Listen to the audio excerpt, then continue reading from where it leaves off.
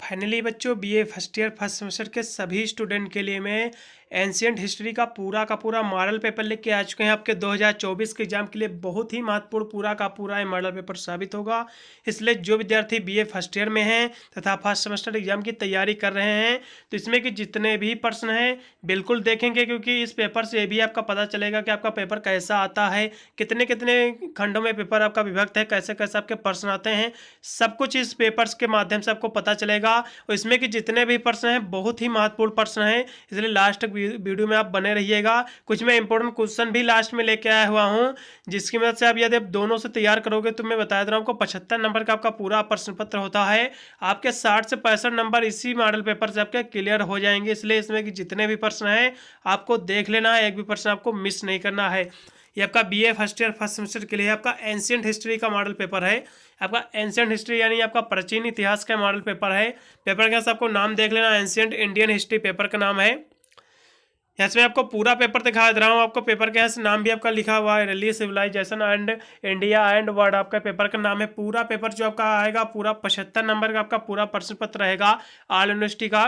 आपको 2 या 3 घंटे आपको करने को आपको इसका समय मिलेगा। आपका पेपर जो है 3 खंडों में आपको विभक्त है, section A, section B, section C. सबसे पहले मैं यहाँ से सेक्शन ए के प्रश्नों की यहाँ से आपको दिखा दे रहा हूँ। देखिए सेक्शन ए में आपके जो प्रश्न आपको अटेम्प्ट करना रहता है, सभी प्रश्नों को आपको उत्तर देना रहता है। सेक्शन ए में आपके सभी very short answer of question रहते हैं। यदि इसमें हम प्रश्नों की बात करें तो 10 प्रश्न आपके पूछे जाते हैं, सभी प्रश्नों को उत्तर आपको देना अनिवार्य रहता है। पहला इसमें आपका प्रश्न दिया हुआ है, वेदांग किसे कहते हैं। वेदांग बहुत ही महत्वपूर्ण प्रश्न है, काफी बार रिपीट हुआ, ऑल यूनिवर्सिटी में प्रश्न आपका पूछा गया है, इसलिए वेदांग के बारे में आपको बिल्कुल पता होना चाहिए। वेदांग की यदि हम बात करें तो हिंदू धर्म का वेदांग एक ग्रंथ है। वेदार्थ ज्ञान में सहायक शास्त्र को ही वेदांग कहा जाता है। वेदांग यदि कितने प्रकार के होते हैं, किसे कहा जाता है तो शिक्षा और कल्प, व्याकरण, ज्योतिष, छंद और निरुक्त, ये 6 वेदांग हैं। यदि वेदांग पूछे कितने प्रकार के होते हैं तो 6 प्रकार के वेदांग होते हैं। इसके बारे में आपको तैयार कर लेना, बहुत ही महत्वपूर्ण प्रश्न है। उससे पहले मैं आपको याद दिला दे रहा हूँ, यदि आप BA first year first semester के एग्जाम की तैयारी कर रहे हैं तो मैंने ऑल सब्जेक्ट का, आप चाहे जो भी अपना सब्जेक्ट ले रखे हो, मैंने ऑल सब्जेक्ट का मॉडल पेपर और इंपॉर्टेंट क्वेश्चन आंसर का वीडियो ऑलरेडी अपलोड कर चुका हूँ। सभी वीडियो को प्ले लिस्ट मिल जाएगी, आप जाकर वॉच कर सकते हैं। प्ले लिस्ट का लिंक मैं आई बटन या डिस्क्रिप्शन में भी लिंक डाल दूंगा, जिस पर आप क्लिक करके आसानी से देख सकते हो। मेरे चैनल भी आपको चले जाना है, उसमें प्ले लिस्ट पर आप जैसे क्लिक करोगे आपको BA first year first semester वाले आपको प्ले लिस्ट पर क्लिक करके भी आप सारे वीडियो वॉच कर सकते हो। फिर अगले प्रश्न की हम बात करेंगे तो आपका सिंधु घाटी से आप क्या समझते हैं, सिंधु घाटी क्या होता है। बहुत ही महत्वपूर्ण सारे के सारे प्रश्न यदि हम सिंधु घाटी की बात करें तो सिंधु घाटी, जिसे आमतौर पर सिंधु नदी भी कहा जाता है, ये दक्षिण एशिया का एक प्रमुख जलमार्ग है। दुनिया की सबसे लंबी नदियों में से एक है। यदि सिंधु की कुल लंबाई की यदि हम बात करें तो 2000 मील से भी अधिक इसकी लंबाई है। यह तिब्बत से कैलाश पर्वत से दक्षिण की ओर बहती है और पाकिस्तान से कराची में अरब सागर तक ये जाती है। अगले प्रश्न की हम बात करें, आपका दिया हुआ है उपनिषद क्या होता है। बहुत ही महत्वपूर्ण वेब का प्रश्न है। उपनिषद की हम बात करें तो उपनिषद जो शब्द है ये संस्कृत भाषा का शब्द है, जिसका अर्थ होता है समीप बैठना, यानी ब्रह्म शिक्षा जब की प्राप्ति के लिए शिष्य गुरु के पास जो बैठते थे। प्राचीन काल में शिष्यगण यानी ऋषियों के पास नीचे बैठकर वेद सार सुनते थे, इसी को उपनिषद कहते हैं। अगले प्रश्न की बात करें तो सरस्वती नदी बहुत ही महत्वपूर्ण वेब का प्रश्न है, सभी को पता होगा सरस्वती नदी। यदि हम सरस्वती नदी की बात करें तो सरस्वती नदी का जिक्र इसे पौराणिक नदी जिसकी चर्चा वेदों में भी है। सरस्वती नदी का नाम तो सभी ने सुना होगा, लेकिन उसे किसी ने देखा नहीं है। माना जाता है कि प्रयागराज यानी प्रयाग में गंगा यमुना सरस्वती का मिलन होता है, इसलिए इसे त्रिवेणी संगम कहा जाता है। आप इसके बारे में भी आपको तैयार कर लेना सरस्वती नदी के बारे में। फिर अगला प्रश्न आपका दिया हुआ जिगिन्ना क्या होता है। जिगिन्ना के बारे में भी आपको देख लेना, बहुत ही महत्वपूर्ण ये का प्रश्न है। ये सुमेर की जो कल्चर है, सुमेर जब आपका जो ये आपका क्वेश्चन है सुमेरियन का, इसकी कल्चर जब आप पढ़ोगे, इसकी संस्कृत पढ़ोगे तो आपको जिगिन्ना आपको उसमें वर्णन है इसका। यदि जिगिन्ना की बात करें तो यदि सुमेर की हम संस्कृत की पहले हम बात कर लेते हैं। सुमेर की संस्कृत का मेन उद्देश्य उसकी जो कल्चर में था, ये धर्म और मंदिर को विशिष्ट स्थान प्राप्त था सुमेर की सभ्यता उसकी कल्चर में, और मंदिरों को देवताओं का निवास स्थान माना जाता था। सुमेर का जीवन नगर देवताओं के मंदिर के चारों ओर निर्मित था। यानी भूमि मंदिर की होती थी, उसका एक भाग जिगिन्ना था। यदि उसकी भाग करें तो उसके 4 भाग थे, जिसमें से एक भाग जो था जिगिन्ना था। जिगिन्ना समूह इसका भाग था, जिसमें उस मंदिर के सभी व्यक्तियों को काम करना पड़ता था। और वहाँ कार्य करने के लिए, हल जोतने के लिए बैल और गधे, खेती करने के औजार थे, और बोने के लिए बीज जो थे मंदिरों से ही प्राप्त होते थे। ये सभी खेती करते थे और इसी से खेती से प्राप्त होता था, इनको मिलता था। यही ये जिगिन्ना इसमें इसका एक प्रमुख पार्ट या इसका सहायक भाग है। फिर अगले प्रश्न की हम बात करेंगे, अविलम क्या होता है। अविलम के बारे में आपको देख लेना, बहुत ही महत्वपूर्ण विवेक का प्रश्न है। फिर अगले प्रश्न की हम बात करेंगे, मर्दुक क्या हो। मर्दुक के बारे में आपको शॉर्ट नोट देख लेना, बहुत ही महत्वपूर्ण विवेक का प्रश्न है। नदी सूक्त क्या होता है, ये तो सभी को पता हो गया है। ऋषि मुनि इसी नदी की बैठकर यानी ग्रंथ लिखते थे, इस वेद वगैरह, इसके बारे में आपको देख लेना एक बार। फिर अगला प्रश्न आपका दिया हुआ, हैंगिंग गार्डन क्या होता है, झूलता बाग, इसके बारे में पढ़ लेना फिलहाल के लिए। अवस्था क्या होता है, अवस्था के बारे में भी आपको देख लेना है। देखिए पेपर आपको जो रहता है 3 खंडों में आपका विभक्त रहता है, section A, section B, section C. Section A में आपके 10% या 5% आपके पूछे जाते हैं। बिल्कुल आपके इस सेक्शन ए में आपके पर्सन शॉर्ट ही रहते हैं, केवल कम 50 शॉर्ट में इसको आपको उत्तर देना रहता है। यहाँ से आपको सेक्शन बी के भी सारे प्रश्न आपको दिखाई दे रहा हूँ। यदि हम सेक्शन बी की बात करें तो बहुत ही महत्वपूर्ण प्रश्न है। इसमें मैं जितने भी प्रश्न आपको दिखा रहा हूँ, आप सभी आप टिक वगैरह लगा लीजिए, फिर अलग इसको लिख लीजिए। यदि इतने भी तैयार कर लेते हैं तो आपके 60 से 65 नंबर बिल्कुल आपके क्लियर हो जाएंगे, कोई भी दिक्कत नहीं होगी आपको अपने एग्जाम में। यदि हम सेक्शन बी की बात करें तो आपके सेक्शन बी में आपको 5 ही प्रश्न आपको अटेम्प्ट करना रहता है, 4 से 5 प्रश्न। इसमें जो आपको उत्तर देना रहता है, आपको 200 वर्ड या 150 वर्ड में आपको उसका उत्तर देना रहता है। इसमें का जो पहला प्रश्न आपको दिया हुआ बहुत ही महत्वपूर्ण आपका प्रश्न दिया हुआ है, राइट है शॉर्ट नोट आपका जो सप्त सिंधु प्रदेश जो है, इस पर आपको एक संक्षिप्त आपको टिप्पणी आपको लिख देना है। बहुत ही महत्वपूर्ण वेव का प्रश्न है। अगले प्रश्न की ओर बढ़ेंगे, जो कि बहुत ही महत्वपूर्ण प्रश्न है। रामायण कालीन प्रमुख नगरों एवं नदियों का आपको उल्लेख करना है। रामायण में जो प्रमुख नदी नगर जो नदियों का उल्लेख आपको करना, जो कि बहुत ही महत्वपूर्ण आपका प्रश्न बन जाता है। अगले प्रश्न की ओर हम बात करेंगे, जो कि आपको 4 नंबर प्रश्न पर दिया हुआ है। वैदिक काल की भौगोलिक दशा का आपको वर्णन करना है, बहुत ही महत्वपूर्ण विवेक का प्रश्न है।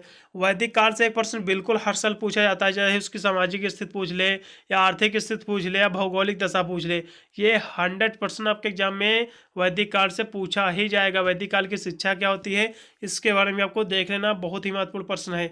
देखिए सुमेरियन धर्म एवं दर्शन की विवेचना करना, बहुत ही महत्वपूर्ण ये भी आपका प्रश्न है, इसको आप अभी से टिक लगा दीजिए। जो जिगिन्ना मैंने जो आपको आगे बताया हुआ, इसी सुमेरियन में ही आपको वो भी आपको मिल जाएगा। सुमेरियन धर्म और दर्शन की आपको विवेचना कर देना, बहुत ही महत्वपूर्ण प्रश्न है, काफी बार प्रश्न रिपीट हुआ है ऑल यूनिवर्सिटी में। अगले प्रश्न की ओर बढ़ेंगे, जो कि आपको दिया हुआ है, बेबीलोनिया के सामाजिक जीवन की आपको विवेचना करना है, बहुत ही महत्वपूर्ण ये भी का प्रश्न है। बेबीलोनिया का सोशल लाइफ पर आपको डिस्कस करना है, इसकी विवेचना करना है। फिर अगले प्रश्न आपका दिया हुआ है, एक नाटक के धार्मिक विचारों को आपको वर्णन करना है।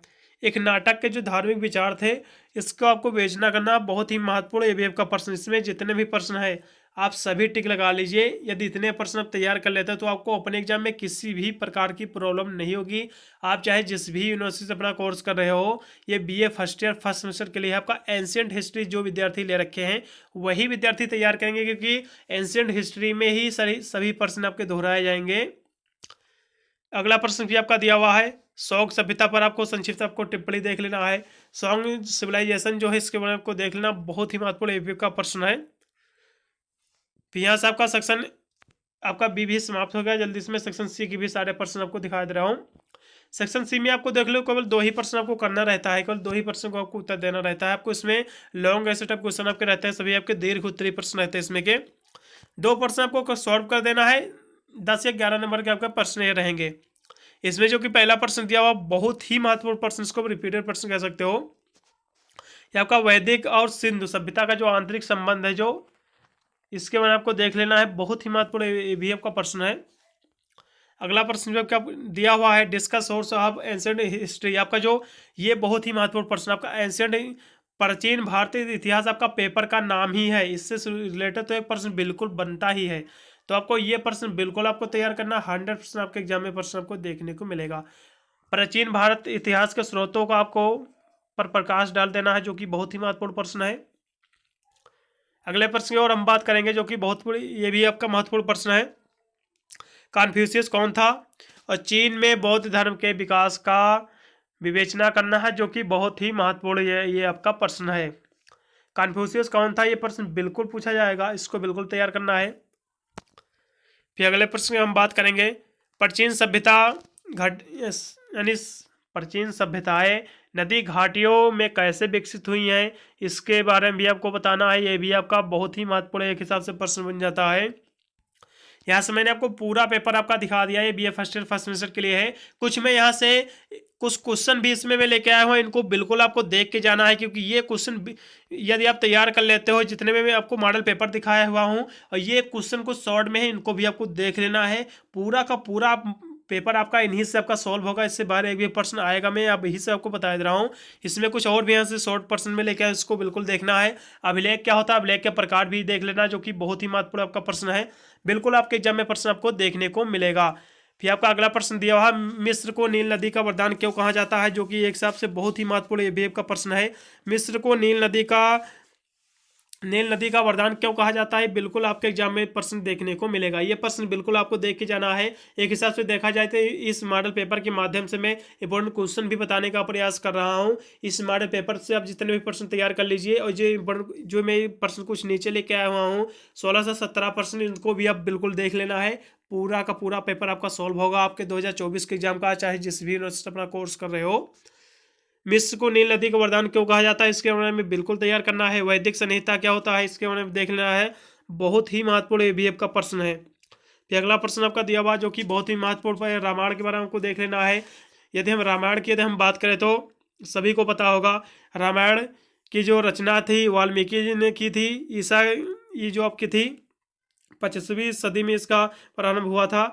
रामायण में राम की कथा है, सभी को पता होगा, इसके बारे में आपको एक बार पढ़ लेना, बहुत ही महत्वपूर्ण प्रश्न है। और महाभारत के बारे में भी अब एक बार आपको पढ़ लेना है। यदि महाभारत की बात करें तो महाभारत को वेद व्यास जी द्वारा रचित है ये, इसके बारे में आपको देख लेना है। इसकी जो रचना है 400 ईसा पूर्व हुई थी, इसके बारे में एक बार पढ़ लेना थोड़ा सा। बहुत ही महत्वपूर्ण रिव्यू का प्रश्न। कन्फ्यूशियस कौन था, इसके बारे में मैंने आगे भी बता चुका हूँ, ये बहुत ही महत्वपूर्ण प्रश्न है। 100% ये कन्फ्यूशियस आपके एग्जाम में देखने को मिलेगा। जिगोरत के बारे में आपको एक बार पढ़ लेना है, बहुत ही महत्वपूर्ण रिव्यू का प्रश्न है। जिगोरत जो था ये सुमेरियन से आपको रिलेटेड है। सुमेरियन जो मैंने आपको बताया था बहुत ही महत्वपूर्ण प्रश्न है, उसी में आपको ये प्रश्न मिल जाएगा। सुमेरियन नगरों के जो प्रमुख केंद्र मंदिर थे, इसके अंतर्गत जब आप पढ़ोगे तो जिगोरत आपको उसी में मिल जाएगा। जिगोरत के हम अर्थ की बात करें तो जिगोरत का जो शाब्दिक अर्थ होता है पर्वत निवास होता है। कुछ विद्वानों के अनुसार अन्य पर्वतीय प्रदेश में निवासी होने के कारण सुमेरियन के जिगोरत का अवशेष बहुत कम मिलने से हम उनके आकार प्रकार के विषय के निश्चित रूप से ज्ञात नहीं कर पाते। डर और निपुण नगरों की खुदाइयों में जिगोरतों के अवशेष मिलते हैं, जिसके उनके प्रकार का विषय के बारे में ज्ञान प्राप्त होता है। जिगोरत के बारे में देख लेना है। कालीबंगा क्या होता है, कालीबंगा के बारे में आपको पढ़ लेना है। मोहनजोदाड़ो के बारे में आपको पढ़ लेना है, कौन थे, बहुत ही महत्वपूर्ण रिव्यू का प्रश्न है, इसके बारे में आपको बिल्कुल देख लेना है। फिर अगला प्रश्न आपका दिया हुआ है, फराव के बारे में आपको पढ़ लेना है। वैदिक कालीन शिक्षा जो होती है इसके बारे में आपको देख लेना है। वैदिक कालीन की जो आर्थिक स्थिति होता है, आर्थिक जीवन जो होता है, राजनीतिक स्थिति और सामाजिक स्थिति, तीनों के बारे में आपको देखना, बिल्कुल एक लॉन्ग में प्रश्न आपको देखने को मिलेगा। अगला प्रश्न आपका दिया पिरामिड क्या होता है, पिरामिड के बारे में आपको देख लेना, बहुत ही महत्वपूर्ण ये भी आपका प्रश्न है। अगला फिर आपका प्रश्न दिया हुआ सिंधु सभ्यता क्या होती है, सिंधु सभ्यता के पतन के कारण भी आपको देख लेना है। सिंधु सभ्यता के सामाजिक और धार्मिक जीवन का उल्लेख भी आपको करना है, बहुत ही महत्वपूर्ण आपका प्रश्न है सिंधु सभ्यता। फिर आपका सुमेरियन क्या होता है, सुमेरियन के बारे में आपको पढ़ लेना, मैंने सभी आपको प्रश्न दिखा दिया है।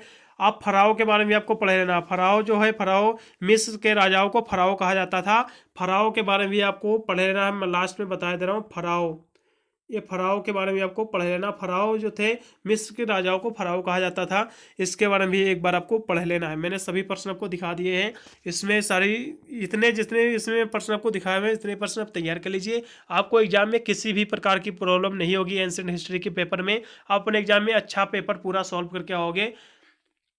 मैंने अन्य सब्जेक्ट का भी इसी तरह मॉडल पेपर और इंपॉर्टेंट क्वेश्चन आंसर का वीडियो ऑलरेडी बनाकर अपलोड कर चुका हूँ। सभी वीडियो को प्ले लिस्ट में जाएंगे, आप जाकर वॉच कर सकते हैं। वीडियो अच्छा लगा हो तो लाइक करके चैनल को भी सब्सक्राइब कर ऑल नोटिफिकेशन को ऑन करना, जिससे मैं अन्य कोई वीडियो छोड़ूँ तो उसका नोटिफिकेशन आपको मिल सके सबसे पहले। मिलता हूँ अन्य वीडियो के लिए, तब तक सभी को thank you watching this video.